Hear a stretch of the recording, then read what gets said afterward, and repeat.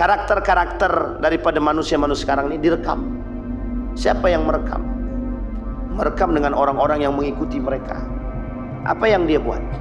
Maka mohon maaf, kenapa korupsi itu susah diberantas? Karena turun-temurun, mendarah daging. Orang yang sebelumnya melakukan, orang yang pertama kali melakukan korupsi, dilihat dengan oleh bawahan dia. Nanti bawahan dia naik karena korupsi ini tidak dihukum misalkan, atau biasa saja gitu, hukumannya enjoy. Korupsinya triliunan, suruh balikkan cuma miliaran, kira-kira masih untung atau masih rugi?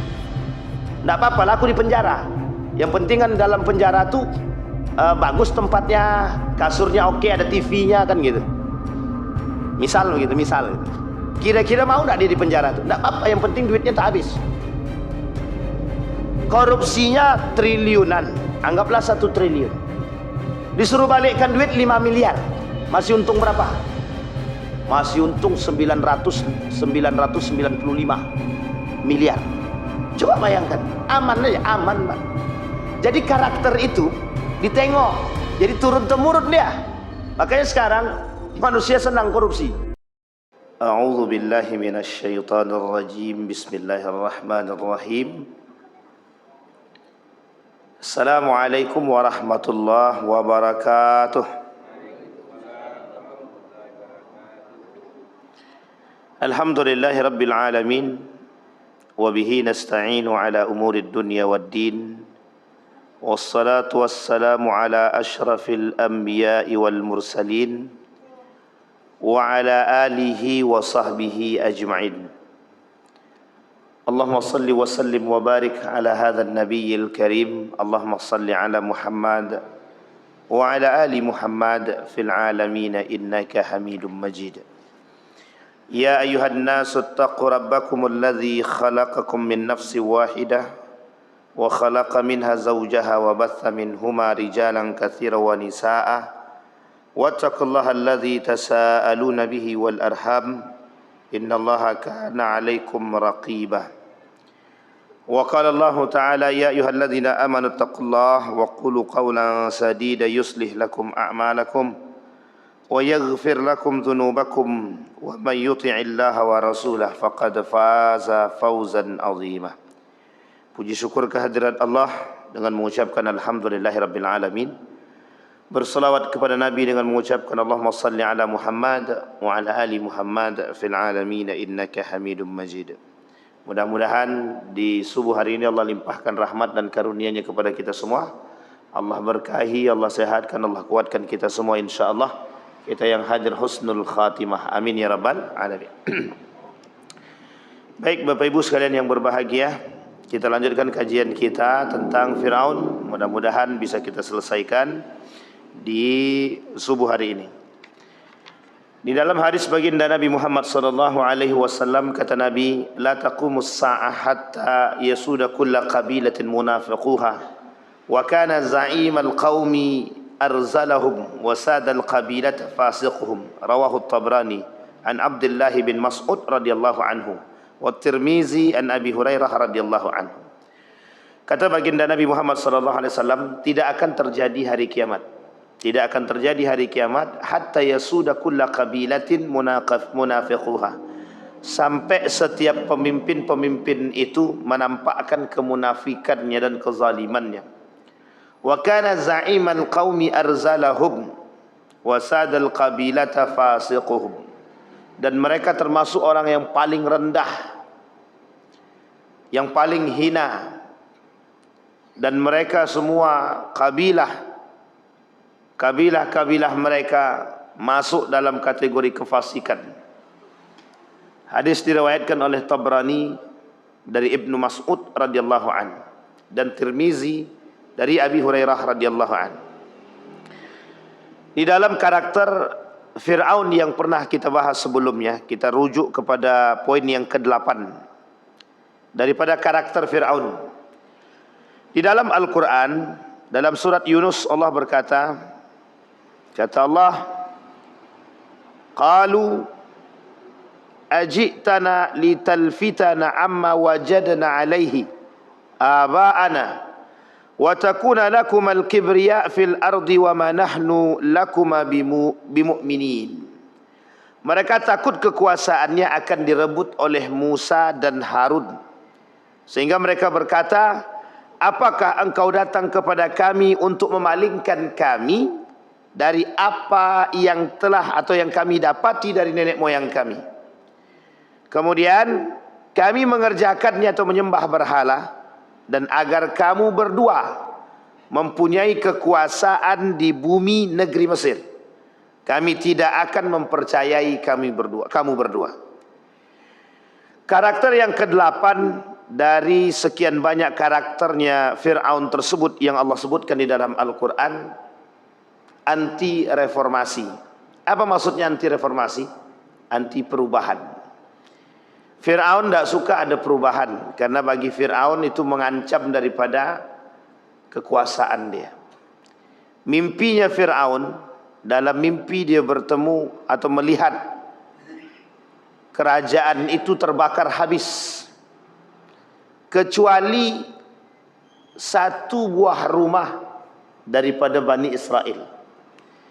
Sehingga ketika dibawa dalam ahli tafsir mimpi, disampaikan oleh ahli tafsir mimpi tadi, maka semua kekuasaanmu akan direbut oleh Bani Israel. Para ahli mufassir mimpi tadi mengatakan bahwa kelak yang akan merebut kekuasaan Fir'aun ini adalah anak daripada keturunan Bani Israel. Satu ketika anak tersebut, anak daripada Fir'aun ini, bukan anak Fir'aun, lebih tepatnya anak yang ditemukan, ketika sudah beranjak, sudah mulai bisa berjalan, anak ini kemudian duduk di pangkuan Fir'aun. Ketika duduk di pangkuan Fir'aun, tak sengaja anak ini menarik jenggotnya Fir'aun. Nah, kan jadi Fir'aun tu punya jenggot agak panjang sikit. Mana yang agak panjang jenggotnya nih? Abang depan ni lah, tapi tak agak mirip sama Fir'aun sikit. Agak panjang Fir'aun tadi, sampai ke bawah. Maka oleh anak tadi yang duduk di pangkuan Fir'aun, ditarik dia jenggot Fir'aun tadi. Kemudian dia kata kepada istri dia, sepertinya kelak anak inilah yang akan menggantikan kekuasaanku, kata dia. Jadi feeling Fir'aun itu sebenarnya sudah ada, bahwa anak yang ditemukan di sungai itu, feeling Fir'aun bakal yang akan merubah kekuasaan dia. Tapi dia tak bisa memastikan bahwa itu apakah dia anak Bani Israel atau bukan. Nah, ini yang terjadi. Sebenarnya feeling Fir'aun sudah ada. Feeling untuk menuju kehancuran itu sudah nampak. Cuma dia merasa agak khawatir, apakah betul itu anak Bani Israel atau bukan. Ditambah lagi rasa cinta istri dia terhadap anak tersebut, itu tidak bisa diingkari. Jadi Fir'aun ini pada saat itu masih mempercayai istri dia, meskipun firasat itu tumbuh. Maka ketika Fir'aun, Musa dan Harun sudah besar itu di perjalanan hidupnya, ketika Musa dan Harun mengatakan kepada Fir'aun, pindahlah, bertaubatlah, percayalah sedikit saja. Kata Musa, sedikit saja percayalah. Percaya kepada siapa? Tuhannya Musa. Nah, di sini Fir'aun tidak terima tu di situ. Ketika Harun mengatakan, bertaubatlah dan akuilah Tuhannya Musa sebagai Tuhan yang paling kuat. Oh, Fir'aun tak mau.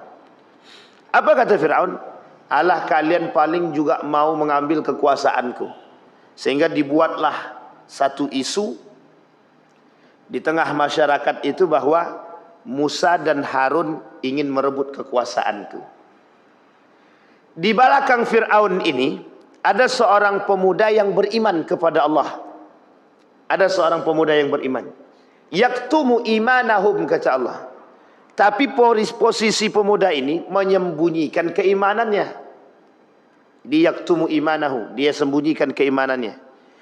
Ketika pemuda ini menyembunyikan keimanannya, pemuda ini sebagai penasehat kerajaan. Apa kata penasehat kerajaan? Kalau memang dia betul Kalau memang dia benar, beriman kita kepada dia, atau dia mengatakan, mengutarakan keimanan, ketika kita berpaling daripada kebenaran keimanan yang dia sampaikan, maka rusaklah kita. Ini bahasa penasehat tadi. Maka apa salahnya? Biarkan dia menyebarkan keimanan dia. Kalau dia salah, maka dia akan menemukan azab dia. Maka dia akan mendapatkan azab dia. Ini disampaikan oleh penasihat.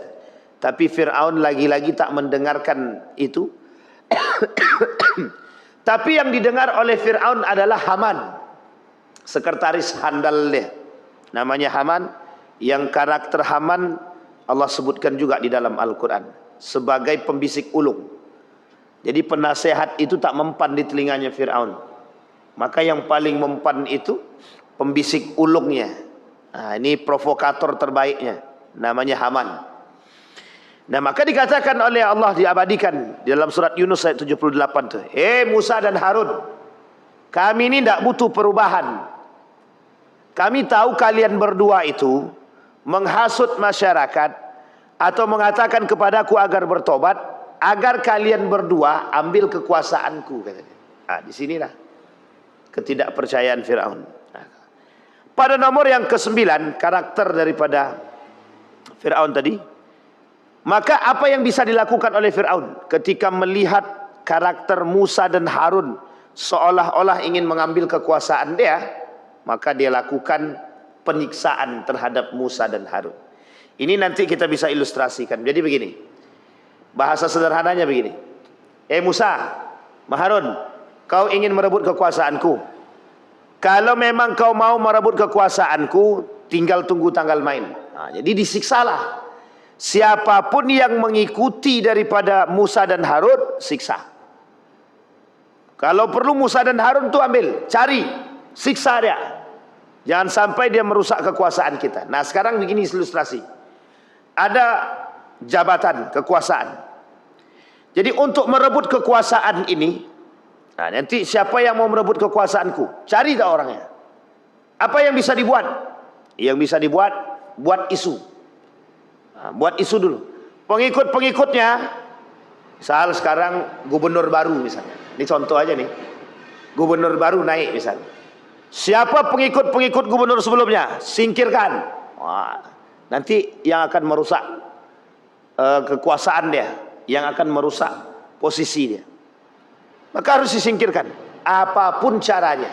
Sekalipun harus memfitnah.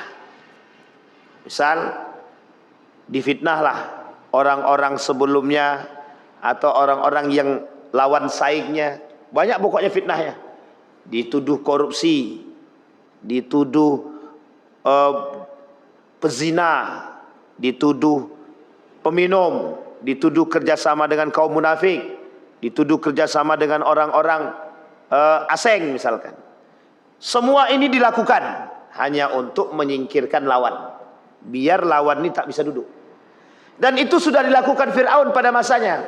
Jadi kalau orang sekarang itu melakukan perbuatan seperti ini, itu sebenarnya terlambat. Dia mencontoh Fir'aun tapi tak seberani Fir'aun. Fir'aun itu terang-terangan memusuhi Musa, itu terang-terangan. Kalau sekarang memang terang-terangan, cuman membunuhnya langsung lewat perintah. Kata Fir'aun, bunuh Musa itu, bunuh Harun itu. Cuman orang sekarang tak sebagak Fir'aun, berlagak seperti Fir'aun, tapi tak segalak Fir'aun. Itu dia. Jadi tak sebagak Fir'aun, berlagak seperti Fir'aun. Pokoknya buat fitnah. Apapun fitnahnya. Siapapun pendukung-pendukungnya, singkirkan. Jadi nanti ditengok tuh. Ini Pak Zuardi pendukung kabilah sebelah. Nanti Pak Zuardi tak usah kasih jabatan, biar non-job aja. Kalau perlu dimutasi sejauh mungkin, biar tak merusak. Jadi sebenarnya karakter-karakter Fir'aun itu, maka yang dikatakan oleh para ulama itu, mawas diri agar tidak terjadi Fir'aun pada diri kita, itu seperti itu. Karena memang karakter Fir'aun ini, itu karakter yang pasti akan terjadi dan banyak dilakukan oleh umat. Apa kata Allah? Qala amantum lahu qabla an adhana lakum innahu lakabirukum alladhi 'allamakumus sihr falsawfa ta'lamun La uqatti'adna aydiyakum wa arjulakum min khilafin wa la usallibanna ajma'in wa la usallibadnakum ajma'in. Apa kata mereka? Dan Fir'aun berkata, mengapa kamu beriman kepada Musa sebelum aku memberikan izin kepadamu? Ini dia. Jadi Fir'aun melarang orang-orang untuk beriman kepada Musa, sampai ancamannya adalah ketika mereka melakukan atau beriman kepada Tuhannya Musa atau Musa, maka otomatis siksaan demi siksaan akan Fir'aun berikan. Diambil, pernah terjadi pada masa Umar bin Khattab itu. Jadi sebelum Umar bin Khattab masuk ke dalam Islam itu, sebelum Umar datang ke rumah adiknya itu, Umar habis menyiksa budak perempuan dia. Di budak perempuan Umar pernah disiksa sebelum Umar masuk Islam. Tapi Umar kata begini, karena dia sudah capek menyiksa, hampir tiap hari disiksa, karena perempuan ini beriman kepada Allah. Kata Umar bin Khattab, dah pergi je lah, capek saya menyiksamu. Akhirnya pergi. Perempuan ini dibebaskan secara terpaksa, dibebaskan karena terus beriman kepada Allah. Tapi ternyata dilalah di hari itu juga Allah menunjukkan atau menuliskan yang lain dalam hatinya Umar bin Khattab, masuk ke dalam Islam. Nah, ini kelebihan daripada Umar bin Khattab. Abu Lahab, Abu Jahal yang mengetahui kebenaran Islam, memang Allah tutupi mata hati dia untuk tidak menerima Islam sama sekali, berpaling daripada kebenaran. Sehingga kata Fir'aun, seperti yang dilakukan oleh Abu Jahal, Abu Lahab kepada Bilal bin Rabbah, Abu Musa al-Ash'ari, kemudian dengan para sahabat yang lain yang sebelumnya daripada kalangan budak yang masuk ke dalam Islam, itu mereka siksa, mereka tak terima. Nah sekarang ini Bapak Ibu, karakter itu adalah karakter-karakter yang kita temukan. Ada orang-orang yang tak suka, misal saya misalkan tak suka dengan kelompok sebelah gitu. Jadi seolah-olah kita mulai mencaci dan memaki, menyiksa orang-orang dan mengasingkan mereka. Padahal orang zaman dulu, perbedaan keimanan terjadi penyiksaan. Untuk masuk Islam saja sulitnya bukan main. Harus sembunyi-sembunyi, harus menyatakan, menyembunyikan keimanannya, harus bergabung dengan kelompok tertentu. Ketika duduk dengan para orang-orang yang ada di pasar, dia tak berani kata kalau dia Islam. Orang sekarang Islam sudah terang-terangan, besar-besaran, justru sama-sama Islam saling mengucilkan, saling mengasingkan, saling mengenyampingkan. Padahal musuh kita jelas. Kita sama-sama punya musuh, orang kafir. Kita sama-sama punya musuh. Siapa mereka? Musyrikun, orang-orang musyrik. Tapi justru yang kita asingkan, justru yang kita kesampingkan, itu adalah orang-orang Islam itu sendiri. Dengan orang Muslim kita musuhi, dengan orang kafir dan musyrik kita bersahabat. Di sini logika berfikirnya tidak masuk sebenarnya. Dengan orang kafir dan musyrik kita bersahabat, dengan orang Muslim kita bermusuhan. Dengan masjid sebelah kita berkelahi, dengan gereja samping kita menjaga. Ini poin penting. Jadi karakter Fir'aun juga ini sebenarnya. Makanya saya kata, oh ini kenapa dunia ini seperti ini? Karena memang sudah terbalik. Arus berfikirnya sudah terbalik. Kalau Rocky Gerung kata akal sehat itu dah tak ada. Orang memperjuangkan Islam itu bukan main, sampai harus berkucuran darah gitu. Uniknya di tengah perpecahan sesama saudara itu juga berkucuran darah gitu. Membela Islam dengan darah, menghancurkan Islam dengan darah gitu. Memecah belah Islam dengan darah. Maka orang kafir yang berada di sekeliling perpecahan Islam tadi, tak perlu kami capek-capek gitu. Coba bayangkan. Sehingga karakter Fir'aun itu ada dalam diri kita. Kita tak suka. Masih mending Fir'aun, dia bukan Islam. Musa dan Harun datang untuk mengajak. Idhaba, kata Allah. Hei Musa dan Harun, pergi kepada Fir'aun itu. Ajak dia masuk ke dalam Islam. Tidak satu, nabinya dua. Sekarang semua sudah Islam. Hanya tinggal membuat Islam lebih lembut, lebih baik.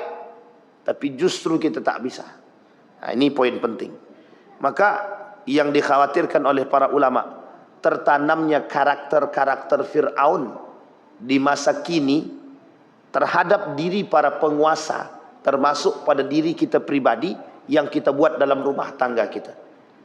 Diktator, otoriter kita terhadap keluarga, anak dan istri, itu sebenarnya baik, asalkan mengarah kepada hal yang positif saja. Diktator pada agama, diktator pada sholat, diktator pada nilai-nilai agama, itu wajib. Wajib, Pak.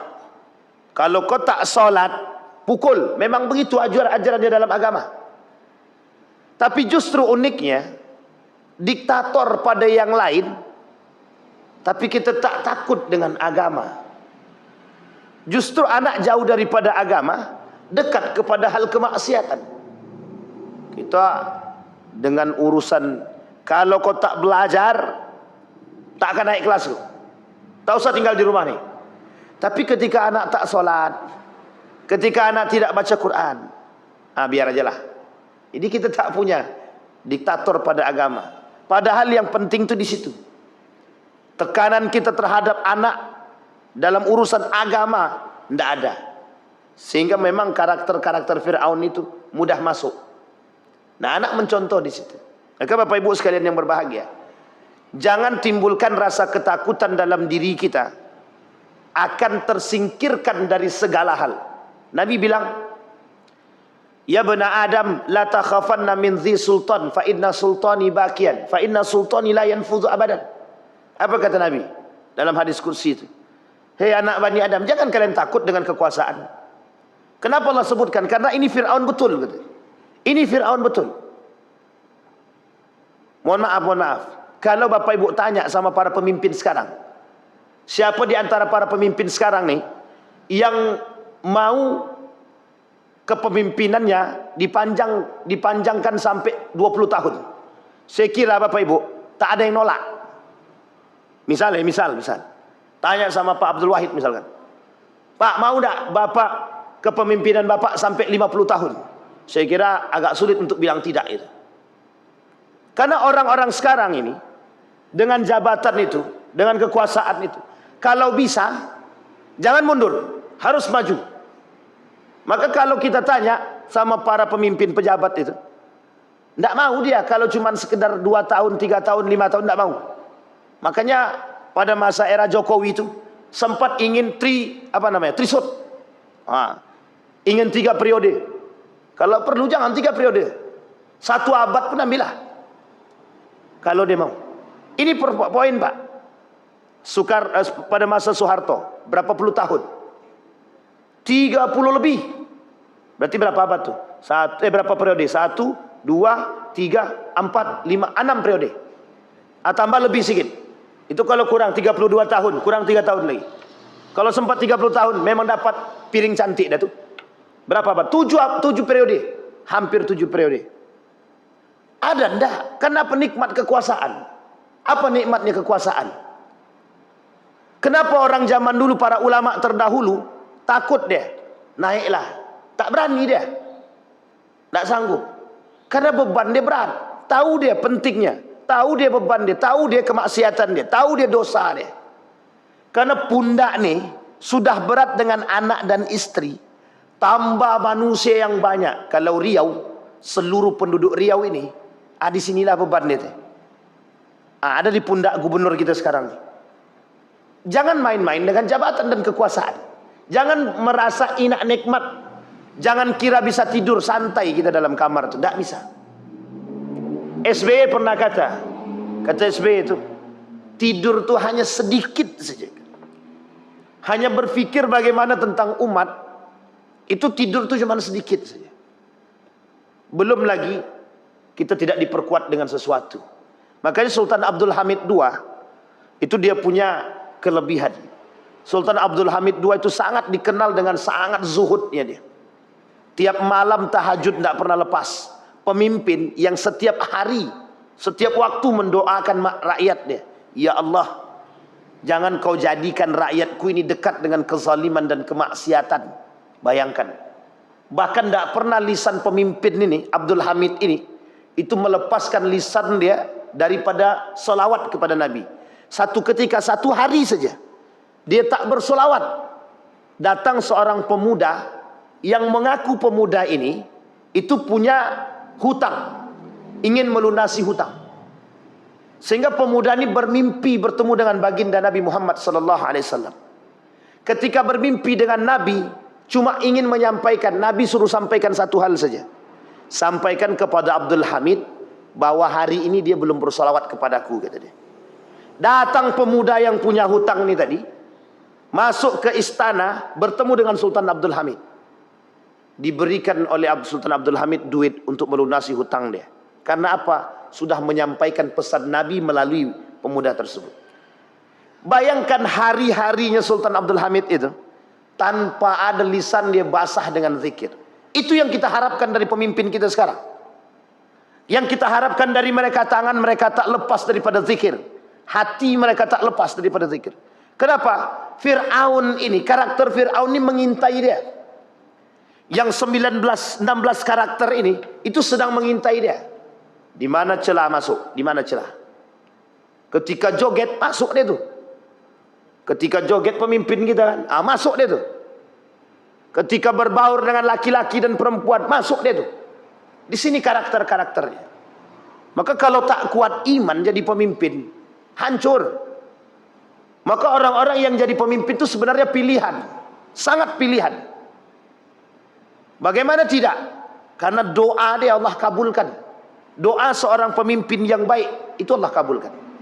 Kita lihat Harun Ar-Rasyid, seorang pemimpin yang dinasehati oleh orang gila. Dari hasil nasihat tersebut, dia selalu menasehati rakyat-rakyat dia. Keluar satu ketika Harun Ar-Rasyid seperti manusia biasa. Ketika keluar dalam keadaan sakit, dia tengok, dia kata rakyat dia, sakit-sakit, didoakan sama dia. Pemimpin yang mendoakan rakyat, ya Allah semoga engkau sembuhkan rakyatku ya Allah. Nah, coba bayangkan. Nah, kita butuh yang seperti ini. Persoalan seperti ini, itu persoalan yang langka hari-hari ini kita temukan. Seorang pemimpin yang mendoakan rakyat dia, yang datang melihat dia.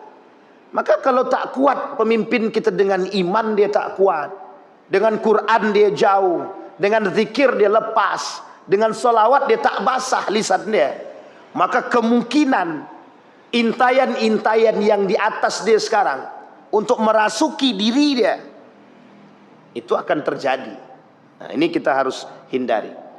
Maka Bapak Ibu sekalian yang berbahagia, kembali kepada poin kita tadi. Fir'aun, karakter-karakter Fir'aun ini mengintai, sedang mengintai.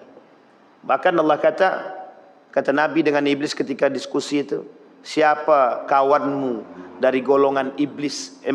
Kata Nabi, siapa kelak yang menjadi kawan kalian di hari kiamat? Satu di antaranya pemimpin yang zalim, Sultanan Jur. Sultanan Jur kelak yang bakal masuk dalam neraka. 6 golongan yang masuk neraka tanpa hisab. Satu di antaranya pemimpin yang zalim. Pemimpin yang zalim itu bukan hanya pemimpin rakyat saja. Semua manusia yang merasa diri dia pemimpin. Termasuk kita ayah-ayah nih. Termasuk kita bapak-bapak nih, yang menjadi pemimpin rumah tangga. Bisa kita masuk neraka karena kita pengkhianat, karena kita berkhianat kepada Allah dan Rasul atas amanah dan yang diberikan kepada kita. Apa amanah dia? Rumah tangga yang sakinah, mawaddah warahmah. Nah, itu yang poin penting bagi kita. Baik, itu yang ke-9. Sekarang 10. Memperbudak manusia. Fir'aun menganggap selain diri dia adalah budak. Karena dia menganggap diri dia Tuhan tadi, maka semua manusia-manusia itu di mata Fir'aun adalah budak. Dia bebas untuk memerintahkan. Pergi. Ini karakter ini, kalau Bapak Ibu mau lihat, tengoklah karakter ini pada orang kaya yang zalim. Tengoklah karakter ini kepada orang kaya yang zalim. Nampak sangat. Sangat nampak. Orang kaya diperintah tak mau. Maunya memerintah. Orang kaya mau, orang kaya yang zalim. Maunya dilayani, melayani tak mau. Nah, ini karakter kaya, orang kaya yang zalim itu begini. Kalau karena dia sudah merasa punya banyak duit tadi, jadi seolah-olah orang yang datang, pokoknya dia tinggal santai di rumah. Siapapun yang datang, mau minjam duit, kasih. Sehingga ketika ada orang yang mengemis kepada dia, meminta bantuan daripada diri dia, maka anggapannya selesai, satu saja anggapannya. Itu orang-orang di bawah dia semua. Nah, ini bagi bapak ibu yang memiliki kelebihan harta, jangan pernah sampai pada tingkat kesombongan ini. Kenapa? Fir'aun mengintai. Karakter Fir'aun mengintai, syaitan mengintai, iblis mengintai, jin mengintai. Kenapa demikian? Karena ini yang terjadi sekarang. Seolah-olah dengan harta yang dia miliki, dia mampu menyuruh orang, memperbudak orang. Tak mau dilayani, tak mau melayani, maunya dilayani saja. Tolong. Masih mending kalau ada bahasa tolong-tolongnya, Pak. Kalau tak ada bahasa tolongnya, itu yang menjadi malu, Pak. Apalagi sekarang, merasa punya kekuasaan, merasa punya kehebatan. Jadi suka-suka hati dia aja membuat orang sekarang. Nah, apa maksudnya? Maksudnya kata Allah dalam Al-Quran begini. Faqalu anu'minu libasharaini mislina wa qaumuhuma lana abidun. Apa kata Firaun? Maka mereka berkata, apakah pantas kita percaya kepada dua orang manusia seperti Musa dan Harun ini? Dia tak punya kekuasaan, tak punya jabatan, tak punya duit, tak punya harta melimpah. Cuman modal tongkat, modal suara, mengaku nabi. Nah, ini bahasanya Firaun. Tidak punya kekuasaan, tidak punya duit, tidak punya harta. Modal tongkat, modal bicara, dan modal iman sebenarnya. Cuman Fir'aun tak nampak di situ. Sehingga kata Fir'aun, ngapain kita percaya kepada orang seperti ini? Mesti dusta. Fir'aun kata, rakyat siapa yang tak mampu, sini, apa yang kalian mau, aku kasih. Apa yang kalian butuh, pinjam duit, aku kasih. Apa masalah kalian, aku selesaikan. Ini Fir'aun. Sehingga mohon maaf, Pak, orang-orang lebih percaya pada karakter Fir'aun pada masa itu daripada Nabi Musa alaihissalam. Padahal Nabi Musa punya satu keajaiban, mukjizat yang Allah berikan. Disinilah kemudian manusia pada masa itu sebagian menalar dengan akal, sebagian menalar dengan iman. Uniknya manusia sekarang, akal ada, iman ada, tidak nalar kedua-duanya, Pak. Coba bayangkan. Iman ada, tapi pasti percaya pada manusia. Akal ada, masih juga percaya pada tahayul. Mau akal punya. Apa kata akal dia? Kalau mau kaya, bekerjalah. Kan begitu? Itu akal, Kak. Nalar akal sehatnya. Tapi karena pengen kaya, datang ke dukun. Tak jadi pakai akal. Iman ada. Pengen kaya, korupsi. Iman lepas. Sampai sini paham maksudnya? Orang zaman dulu, masanya Fir'aun itu, pengen kaya, kerja. Akal dia menalar dengan akal, tapi tak dengan iman. Sehingga mohon maaf, ketika Fir'aun menawarkan kekayaan, mereka bisa terima. Karena Fir'aun nyata dengan kekayaan dia, nyata dengan kekuasaan dia. Pertanyaannya, lebih jahiliyah mana berarti? Zaman Fir'aun atau zaman sekarang? Zaman Fir'aun iman tidak berbicara, akal berbicara. Zaman sekarang akal ada, iman ada, kedua-duanya tak nalar. Coba bayangkan. Ini manusia zaman sekarang ini kelewatan batas. Lebih jahiliyah daripada jahiliyah itu sendiri. Orang jahiliyah zaman dulu, Pak. Orang jahiliyah zaman dulu, dia tak, akal dia sebatas pengetahuan yang tampak gitu. Orang sekarang saking tingginya akal, saking tingginya kecerdasan, hilang semua dibuatnya. Makanya wajar kalau Rocky Gerung bilang manusia sekarang ini banyak yang kurang akal sehat gitu. Apa? Itu tak kasar betul, tapi ya boleh juga lah. Cuma tak salah disebutkan. Kalau bahasanya siapa namanya, wanabut bahlul ente katanya. Itu bahasa wanabut itu bahlul katanya. Kalau bahasa kami di pondok itu namanya jahil murakkab katanya. Bodoh keterlaluan katanya. Ilmu akal ada, ilmu ada, iman ada, tapi tidak pakai kedua-duanya. Itu lebih parah daripada bahlul itu sendiri. Jadi Bapak Ibu sekalian yang berbahagia, sayang kan. Apa kata Fir'aun? Pokoknya yang tak mau, yang tidak mau ikut kepada saya langsung. Nah, ini sama Pak, karakter Fir'aun memperbudak ini banyak sekarang. Sekarang ini gini karakternya. Pokoknya siapa yang tidak mau jual tanahnya paksa ambil. Orang-orang yang tidak mau. Jadi ada orang-orang yang berkuasa sekarang nih, kemudian dia mau membeli tanah. Kalau tak mau orang itu jual tanah, ambil paksa. Ini sama juga memperbudak namanya ini. Sama. Karena dia punya kekuasaan. Makanya unik Pak. Ada salah satu tempat di Riau ini, itu tanahnya punya sekian banyak sertifikat. Saya bingung saya. Kita dulu mau fotokop, mau buat sertifikat aja susah. Sekarang bukan buat sertifikat yang susah. Justru saking susahnya mencari sertifikat yang asli. Kalau dulu membuat sertifikat tanah agak sulit. Kalau sekarang mencari sertifikat yang asli itu yang sulit. Nah, coba bayangkan. Untuk tanah samping nyaman gitu kan. Coba kalau tidak, mungkin banyak juga itu makhluk-makhluk goib yang punya tanah itu. Unik Pak. Tanah cuman sebidang 20 lebih sertifikat tanahnya. Ini Fir'aun yang mana lagi gitu. Fir'aun yang mana lagi mau kita lihat sekarang. Nah, jadi sampai di sini bisa dipahami ya Bapak Ibu ya. Ini perlu kita pahami sama-sama. Baik, melakukan kerusakan di bumi Allah. Ila Fir'aun wa Haman. Ila Fir'aun wa Haman. Wa Fir'aun faqalu sahirun kadzab.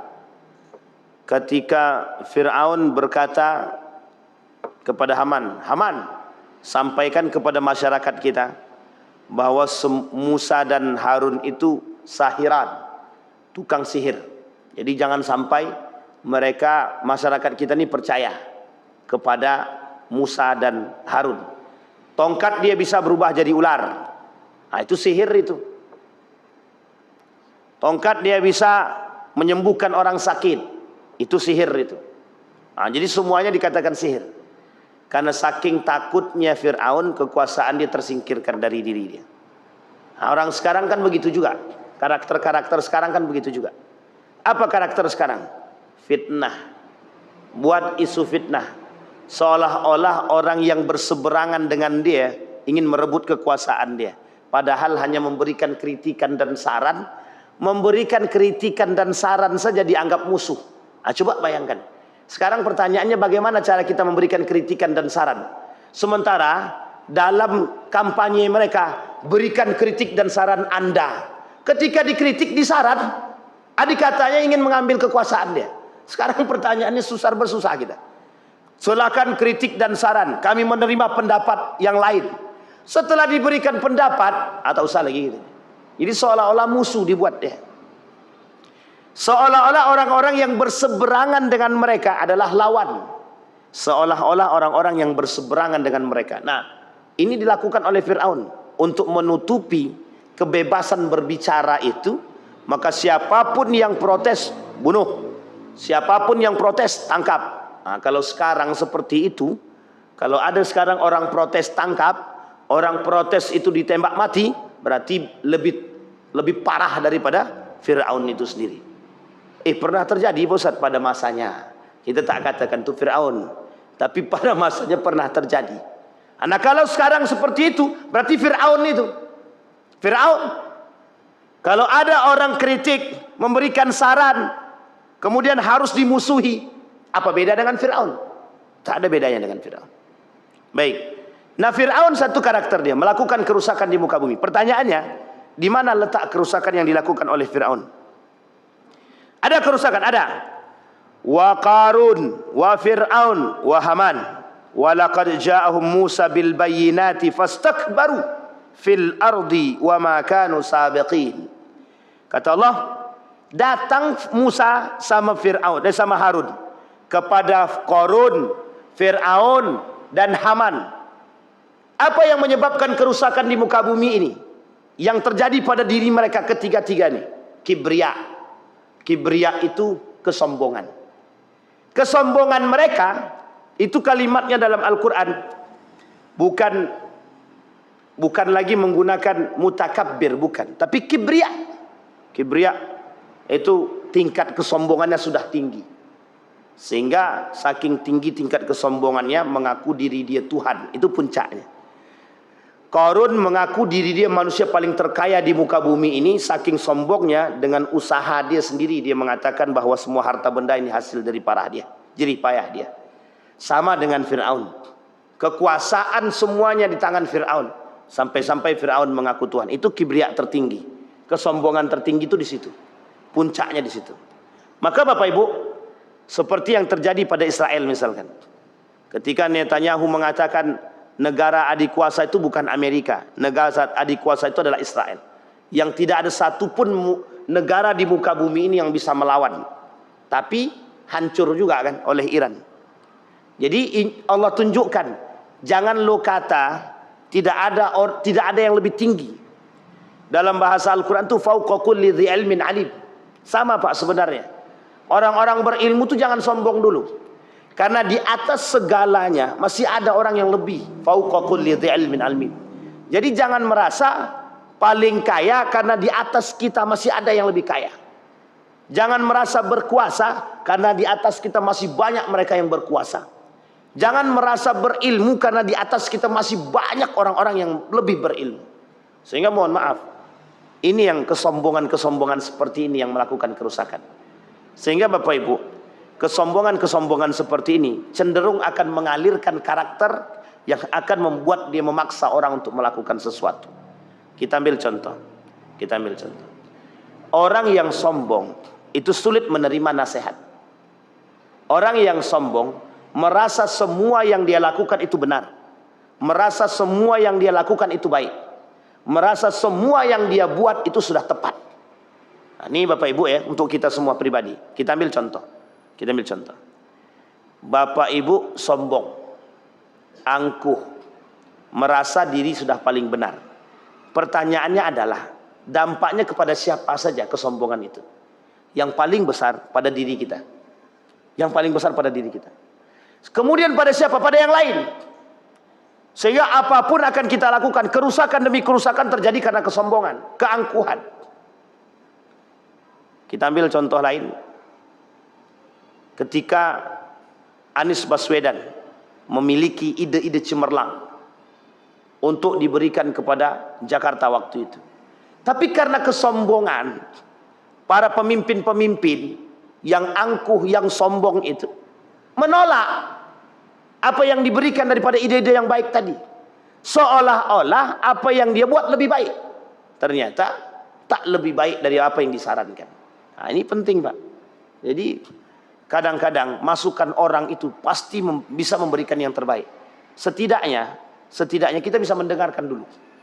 Jadi kita kadang-kadang kata guru dia, anak bapak nih di sekolah agak nakal sedikit. Jangan kau kata-kata anakku nakal. Tidak ada anakku nakal. Kami didik dia dengan baik. Sudah jelas anak itu bikin kerusakan di sekolah. Masih juga dibilang. Nah, ini contoh-contoh orang-orang yang angkuh dan sombong, yang tak bisa menerima kritikan.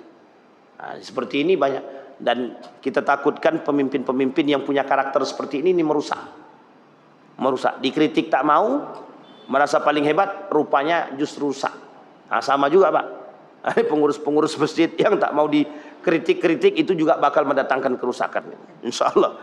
Nah, kalau Pak Ketua kita sudah selesai, semua masuk telinga kanan. Anda tahu keluarnya yang sebelah mana kan Ketua? Baik. Yang ke-12, menutup telinga. Baru kita sampaikan, menutup telinga daripada nasihat. Kata Fir'aun, aku tuh tidak mau dia menerima nasihat. Masuk telinga kanan, keluar telinga kanan. Jadi tak masuk deh. Jadi orang-orang seperti ini tak perlu kita tunjuk, lihat Fir'aun. Manusia sekarang begitu semua rata-rata. Manusia sekarang itu semua begitu. Karena memang ada ininya. Gimana bahasanya? Memang ada quote-nya, kata-katanya. Kalau ada orang yang memberikan kritikan padamu, tutuplah telinga, katanya. Aja sih memang sekarang ditutupi telinga. Tak ada lagi yang mau menerima nasihat sekarang. Kalau ada orang yang mengkritikmu, tutup aja telinga. Orang-orang itu syirik pada dirimu. Coba bayangkan. Dampak daripada kalimat ini itu besar sekali. Sangat besar sekali. Sehingga orang sekarang, mohon maaf ya Bapak Ibu ya, orang sekarang nih, telanjang dia di depan kamera nih, itu kalau dikritik tutup telinga dia. Yang orang-orang itu syirik aja karena dia tak bisa seperti saya. Begitulah dia manusia sekarang nih. Jadi seolah-olah apa yang dia buat itu betul gitu. Mereka berjoget-joget di hadapan kamera. Itu kalau kita kritik, kata dia, orang-orang seperti mereka ini syirik aja karena mereka tidak bisa seperti kita, kata. Maka sekarang coba lihat dampaknya. Dampaknya sederhana kan? Setiap orang melakukan perbuatan yang serupa. Semua orang tak punya rasa malu karena tidak mau menerima kritikan dan saran tadi. Semua orang melakukan hal serupa. Sudah dinasehati, tetap juga. Sudah dikasih tahu, karena itu tadi masuk telinga kanan, keluar telinga kanan. Jadi tak masuk. Pas mau masuk langsung mental dia, karena sudah ditutup terlebih dahulu telinga tadi. Dia tak mau terima nasihat. Kenapa begitu? Karena diri dia sudah menganggap paling baik, paling benar. Merasa semua yang dia buat itu sudah selesai. Merasa semua yang dia buat sudah benar. Merasa semua yang dia buat sudah ada landasannya. Ternyata tidak. Jadi Bapak Ibu, kalau ada pemimpin-pemimpin kita seperti ini, itu calon-calon tuh berarti itu. Calon-calon Fir'aun. Jadi saya tak kata siapa Fir'aun ya, tapi karakter-karakter Fir'aun itu sudah nampak. Ini yang harus kita hindari. Maka ini sebenarnya kita rujuk ke dalam rumah tangga pun bisa. Suami-suami jangan terlalu sombong dan angkuh. Jangan mentang-mentang menjadi kepala rumah tangga, istri memberikan nasihat, adik tak tahu. Atau sebaliknya, istri-istri yang lebih sombong daripada suami. Abang tak usah, abang tak tahu, itu tak urusan abang. Jadi kesombongan dan keangkuhan itu sebenarnya benih-benih Fir'aun itu kadang-kadang kita telah didik benih-benih karakter Fir'aun itu di dalam rumah tangga kita. Diktatornya, tidak mau mendengarkan nasihatnya, sombongnya, angkuhnya, seolah-olah kita paling di atas. Itu sudah kita tampakkan kepada anak dan istri kita di dalam rumah tangga kita. Ini hati-hati nih Bapak Ibu. Ibu-ibu jangan terlalu sombong. Bukan jangan terlalu sombong, memang jangan sombong. Bapak-bapak jangan terlalu angkuh. Berkomunikasi dengan baik. Semua ada jalan, pasti Allah beri. Jangan didik karakter Fir'aun dalam rumah tangga kita. Makanya Bapak Ibu, kenapa Al-Quran itu menjadi syifa, obat.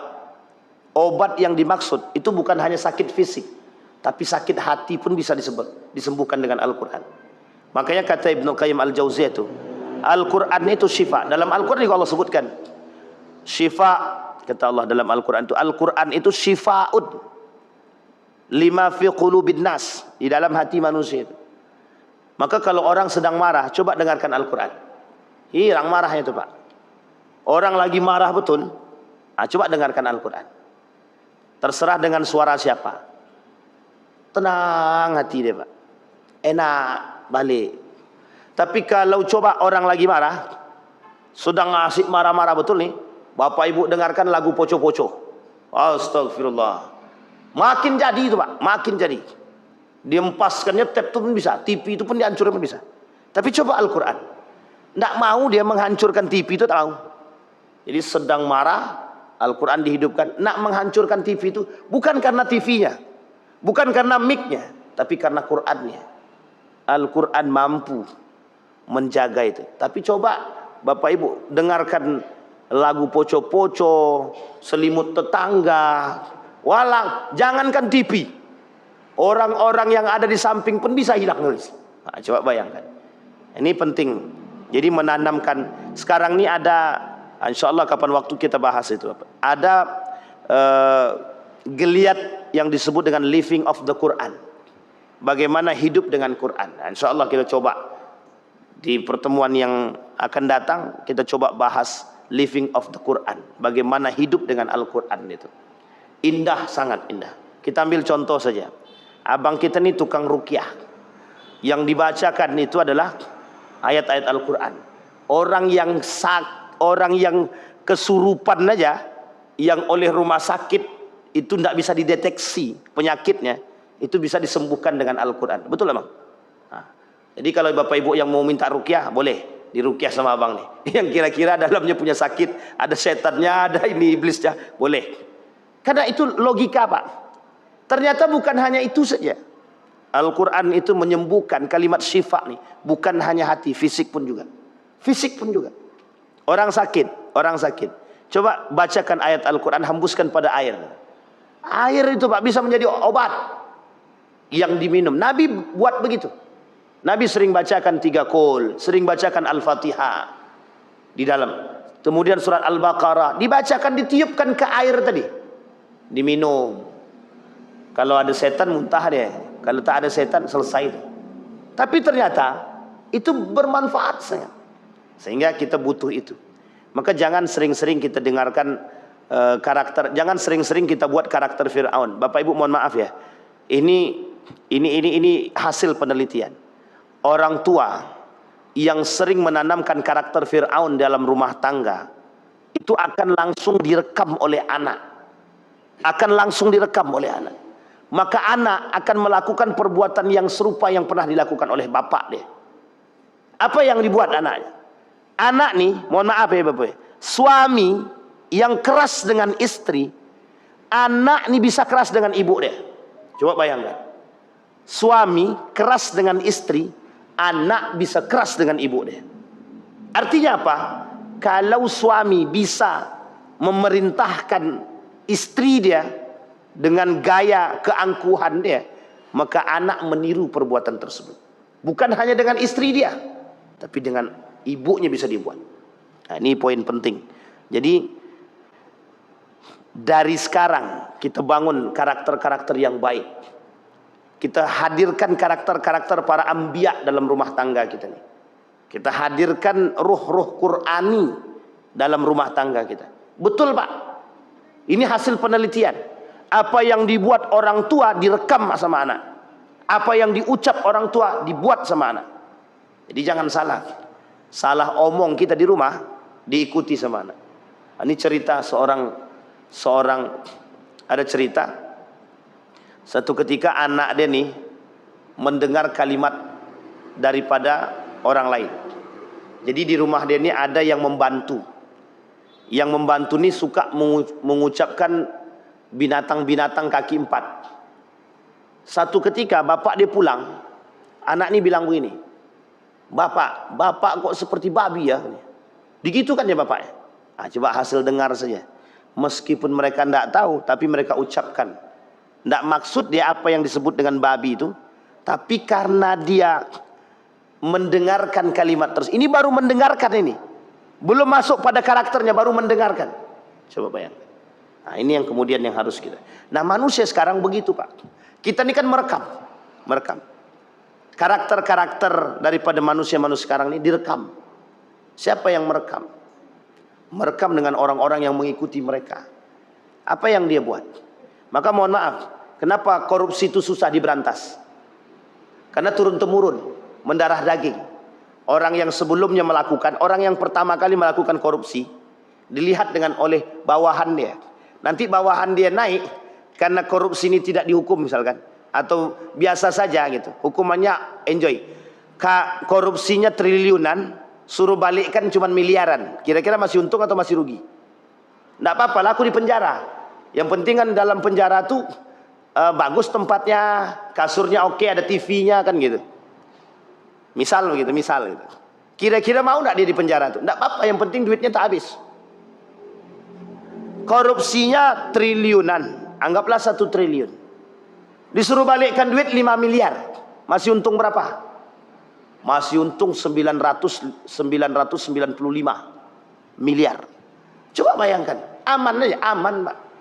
Jadi karakter itu ditengok. Jadi turun-temurun dia. Makanya sekarang manusia senang korupsi. Jadi sekarang ini ada di video-video itu, video-video sindiran itu. Mantap sekali itu. Kenapa tidak korupsi? Lebih baik korupsi uang rakyat aja lebih enak, kata dia. Coba bayangkan. Jadi seolah-olah jadi mainan. Karena itu jadi bahan candaan. Jadi bahan permainan. Sehingga tak ada rasa takut. Karakter turun-menurun. Jadi diikuti Pak. Diikuti. Kenapa? Maka ada satu video cuplikan itu begini. Maling ayam masuk penjara. Maling duit rakyat masuk penjara. Sekarang pilih mana? Enak mana? Maling ayam 5 tahun, maling duit rakyat 1 tahun. Lebih baik kami maling duit rakyat, katanya. Ini bahasa sindiran sebenarnya. Artinya apa? Saking bobroknya, saking korupsi itu merajalelanya dulu. Nah, mudah-mudahan Pak Prabowo mendengarkan apa yang kita sampaikan ini dan menjadi perhatian khusus dan penting. Dan mudah-mudahan para pelaku koruptor-koruptor ini sadar diri. Gimana mau sadar, Ustaz? Iblis sudah merajalela, katanya. Ah, itu susah juga. Karakter-karakter Fir'aun sudah masuk, itu yang susah. Karena telinga tadi ditutup, sehingga Fir'aun betul yang ada dalam diri orang-orang pelaku kemaksiatan dan kerusakan tersebut. Yang ke-13, mengalihkan isu. Ini sudah disampaikan. Mengalihkan isu itu sampai-sampai Musa dengan Fir'aun, dengan Harun tadi. Apa kata Fir'aun kepada Haman? Haman, kita kan punya kekuasaan, kita punya kekuatan. Coba bangunkan aku dulu bangunan yang tinggi sampai ke langit.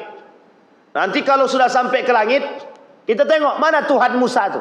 Paling Musa itu dusta aja. Nah, jadi cara mengalihkan isunya seolah-olah dia bagak dan berlagak untuk mengatakan bahwa bisa sampai ke langit untuk melihat mana Tuhannya Musa. Padahal sampai pun tidak. Jangankan langit, awan pun tak sampai. Nah, coba bayangkan. Tapi kesombongan Fir'aun itu untuk menunjukkan keangkuhan dia. Seolah-olah dia ingin katakan bahwa Musa ini penipu. Cuma untuk menunjukkan bahwa Musa ini penipu, dia pengen buktikan ada enggak Tuhannya Musa itu. Nah, jadi kalau nanti dia sampai ke atas, ternyata Tuhan Musa itu tak ada. Nah, dia mau buat isu, padahal sebenarnya itu lagak. Dalam bahasa komunikasi, berlagak sombong tapi penakut. Itu bahasanya. Berlagak sombong tapi tak mampu. Berlagak sombong, berlagak kaya tapi miskin. Berlagak kuat tapi lemah. Itu dia yang sesungguhnya. Fir'aun itu seperti itu sebenarnya. Berlagak kuat tapi lemah. Kenapa kita katakan lemah? Karena kekhawatiran dan ketakutan akan tersingkirnya dari kekuasaan tersebut. Sehingga dia buatlah isu bahwa Musa ini penipu, bahwa Musa dan Harun ini tukang sihir.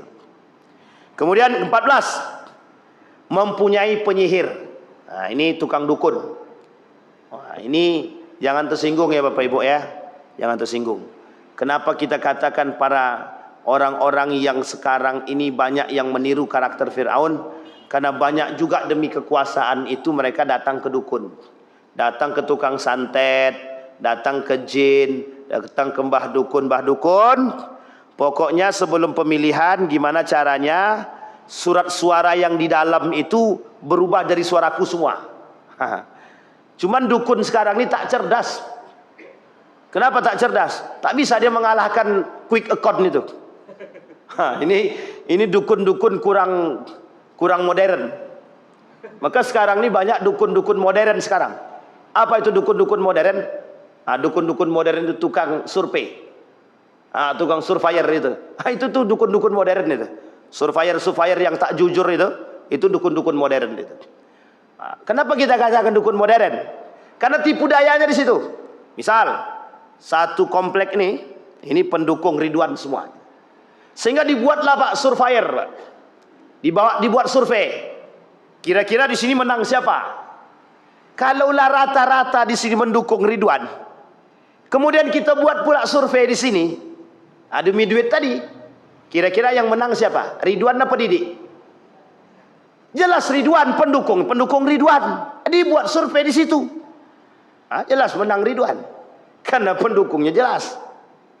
Jadi model-model survei begini nih sama kayak, mohon maaf ya, dukun-dukun modern namanya. Jadi demi uang, tipu daya bermain. Dukun itu kan penipu. Bahasanya aja. Dukun itu penipu. Apa yang dibuat? Dia menipu manusia, tipu dayanya. Hanya saja dukun waktu itu main dengan mistis. Dukun sekarang mungkin tidak mistis, hanya saja bermain dengan tipu daya yang lebih modern. Jadi Bapak Ibu, bukan saya mengatakan tidak percaya dengan survei, tak. Tapi saya kata demi kepentingan demi duit, semua bisa diselewengkan. Semua bisa. Jadi sehingga setiap para calon itu, paslon-paslon itu, merasa menang semua. Surveiku menang. Ya jelas survei ente menang. Orang pilihannya, pemilihnya di situ semua. Tapi coba merata semua. Karena jujur tuh memang mahal. Sehingga sekarang ini tak ada yang mau jujur. Karena mahal itu tadi. Nah, jadi karena jujur nih mahal, lebih baik kami bohong, Ustaz. Kenapa gitu? Bohong murah. Jadi harga bohong murah itu lebih enak daripada harga jujur mahal. Kalau harga mangga mahal, itu masih mending, Pak. Tapi kalau jujur yang mahal ini, itu yang sulit untuk ditemukan. Yang membuat jujur ini mahal sebenarnya manusia itu sendiri. Sebenarnya tak mahal, Pak, tak mahal. Cuman yang membuat mahal itu setan. Yang membuat mahal itu jin. Yang membuat mahal itu iblis. Ini karena kata jin dan iblis dan setan, aku ini digibahin terus nih. Kata jin, setan dan iblis, aku ini digibahin terus. Karena yang membuat mahal jujur di situ, Pak. Coba bayangkan. Apa susahnya bagi kita jujur? Nggak ada kan? Tinggal jujur aja. Cuman kata setan, jangan jujur. Kalau jujur kau tersingkirkan. Nah, setan yang datang. Akhirnya tak jadi jujur. Jangan jujur. Nanti kalau jujur kau mutasi. Tak jadi jujur. Jangan jujur. Kalau jujur kau nanti tak dapat jabatan. Akhirnya tak dapat jabatan. Jadi karena takut itu tadi. Takut tak dapat jabatan. Takut tidak bisa dapat ini. Takut tak dapat tempat. Takut mutasi. Takut pindah. Takut non job. Akhirnya jujur pun ini yang membuat jujur mahal tuh di situ. Padahal tak. Jujur tuh tidak mahal, Pak. Mohon maaf. Saya sampaikan, Pak. Ini kalau ada yang bilang jujur mahal, makanya orang takut untuk jujur sekarang. Ah, sekarang kita ganti tagline-nya. Kita ganti tagline-nya sekarang. Jujur itu mudah. Jujur itu murah. Jujur itu iman. 3, Pak. Jujur itu mudah. Jujur itu murah. Jujur itu iman. Semurah senyuman kalau kita beriman. Kapan jujur itu mahal? Kapan jujur itu mahal? Kalau kita tak mau jujur. Kapan senyum itu mudah? Kapan senyum itu bisa mahal? Kalau orang itu tak mau senyum. Mau sampai kiamat pun tetap akan mahal senyuman itu. Orang dia tak mau senyum. Sekarang pertanyaannya, apa yang membuat dia tersenyum? Kalau dia tiba-tiba senyum, gila dia. Tapi kalau dia tidak tersenyum, orang bilang, murung aja kerjaanmu, masam aja muka. Serba salah kan? Maka senyum harus diletakkan pada tempatnya. Murah-murah, Pak. Mudah-mudah sangat. Ada yang lucu kita senyum. Apa salah? Tak ada. Ada yang baik kita senyum. Tak ada masalah. Tak. Saudara kita datang kita senyum. Sekarang mengapa kita tak bisa buat jujur itu semudah senyuman? Maka tagline-nya kita ganti. Jujur itu mudah. Jujur itu murah. Jujur itu iman. Selesai. Sama, Pak, tagline-nya. Kebersihan itu mudah. Kebersihan itu murah. Kebersihan itu iman. Selesai, Pak. Yang membuat itu mahal apa? Diri kita sendiri. Maka kalau hari ini orang kata mahal jujur itu, iya karena ente tak mau jujur. Itu aja. Sampaikan. Tak ada pernah. Karena kenapa kebenaran itu mahal? Kenapa kejujuran itu mahal? Ya karena mohon maaf, kita tak berani. Itu aja. Sebenarnya berani-berani saja. Jadi kalau bahasanya Gus Bahak tuh, jangan merasa diri ini paling apa ya? Paling hebat. Bukan paling hebat. Jadi gini.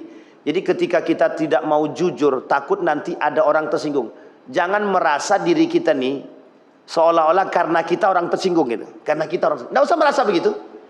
Karena belum tentu orang itu tersinggung. Belum tentu orang itu tersinggung. Jadi tak usah merasa begitu. Kebaikan itu tidak perlu disinggung dengan rasa. Baik itu langsung dilakukan. Ustaz, kasihan kita Ustaz. Sampai kiamat tak akan terjadi itu, Pak. Sampai kiamat tak jadi.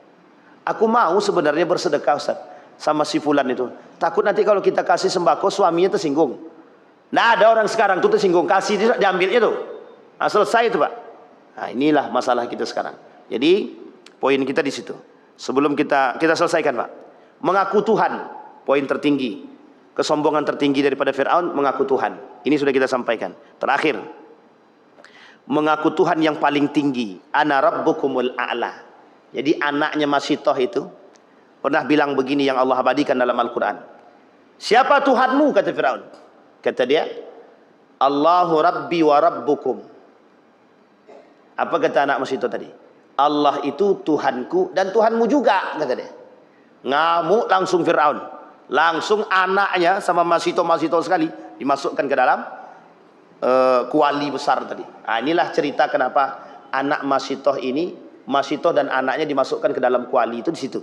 Gara-gara ayat ini tadi. Kata dia, ana rabbuk, Allahu Rabbi wa Rabbuk.